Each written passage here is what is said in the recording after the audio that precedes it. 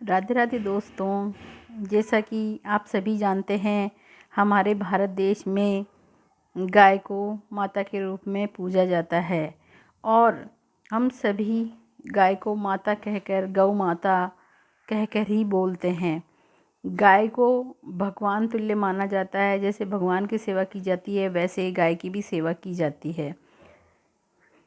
आप जानते हैं शायद, कान्हा जी जो हमारे श्री कृष्ण भगवान हैं, वह गाय चराते थे और उनके ज़माने में दूध दही की नदियाँ बहती थी, हजारों लाखों गायें हुआ करती थी। नंद बाबा के यहाँ पे भी हजारों गायें थी। तो दोस्तों, गौ माता जो है वह हमारे लिए बहुत पवित्र पशु है। गाय का गोबर, गाय का मूत्र, गाय का दूध सभी बहुत पवित्र होते हैं। हमारे कोई भी धार्मिक कार्य होते हैं तो गंगा जल ना हो तो हम गौमूत्र के भी छींटे दे लेते हैं। गौमूत्र को गंगा जल के बराबर माना जाता है। कोई भी शुभ काम करते हैं तो वहाँ पर गाय के गोबर को मिट्टी में मिलाकर लीपा जाता है और गाय का दूध ही और गाय हवन में गाय का घी ही काम आता है। तो इसलिए दोस्तों, गाय हमारे लिए बहुत पवित्र पशु माना गया है। श्री कृष्ण भगवान के टाइम से ही गाय की पूजा की जाती है। सभी लोग गाय की पूजा करते हैं।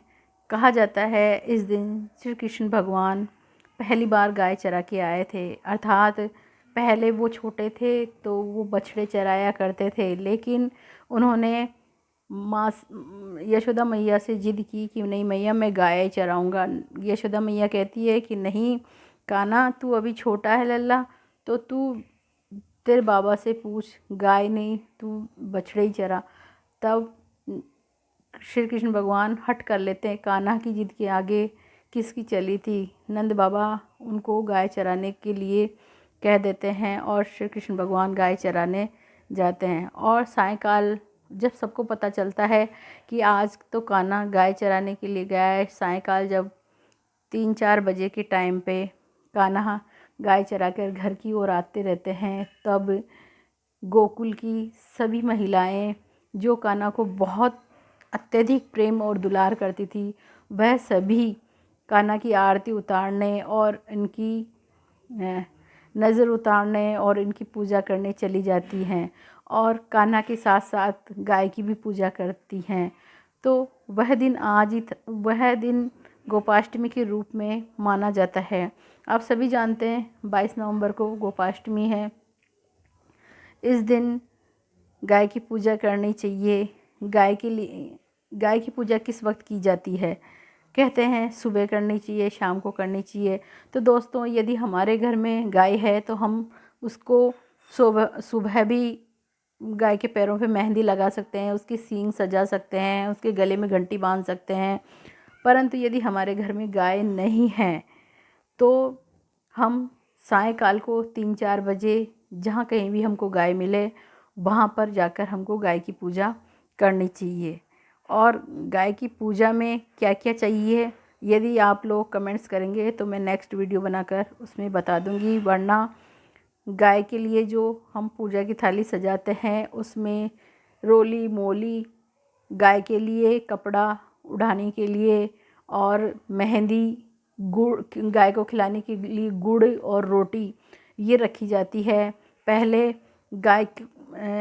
थोड़ा सा गाय के चेहरे पे पानी डाला जाता है कि भाई गाय को पानी चढ़ा दिया, और फिर उसके पैर धोए जाते हैं, पैरों पे मेहंदी लगाई जाती है, सींगों पे मेहंदी लगाई जाती है और गाय के तिलक लगा के उनके सींगों को मोली बांध कर और फिर रोली का तिलक लगाया जाता है। गाय को गुड़ और रोटी खिलाई जाती है। गाय को लुगड़ी, ब्लाउज़, जो भी कुछ आपके पास कपड़ा है वह उड़ाया जाता है, क्योंकि ये हमारी माँ है, इस वजह से इनका आशीर्वाद भी लिया जाता है। और इसके साथ ग्वाला, जो कि कृष्ण भगवान का रूप है, उसकी भी पूजा की जाती है, उसको दक्षिणा दी जाती है। दोस्तों, प्राचीन मान्यता यह भी है कि सभी लोग इंद्र की पूजा किया करते थे। गोवर्धन के दिन कृष्ण भगवान ने गोवर्धन पर्वत उठा लिया था। वह इस वजह से उठाया था क्योंकि सभी इंद्र की पूजा करते थे और उन्होंने इंद्र की पूजा ना कर कर गोवर्धन की पूजा करनी शुरू कर दी थी। और इंद्रदेव नाराज़ होकर इतना पानी बरसाया था उन्होंने कि कृष्ण भगवान को सभी को बचाने के लिए, जो भी गांव के लोग, गायें थी, जो भी जानवर थे, उन सभी को बचाने के लिए गोवर्धन पर्वत उठाया था और गोवर्धन पर्वत उठाकर सभी की रक्षा की थी। और गोपाष्टमी के दिन ही उन्होंने पर्वत को नीचे रखा था। इस दिन इंद्र ने अपनी हार मानी थी। इस वजह से भी इस दिन को बहुत महत्व दिया जाता है। और जो हमारे भगवान श्री कृष्ण को माखन पसंद है वह भी गाय के दूध से ही बनता था। यदि मेरा वीडियो पसंद आया हो तो प्लीज़ लाइक करें, सब्सक्राइब करें। जय श्री राधे।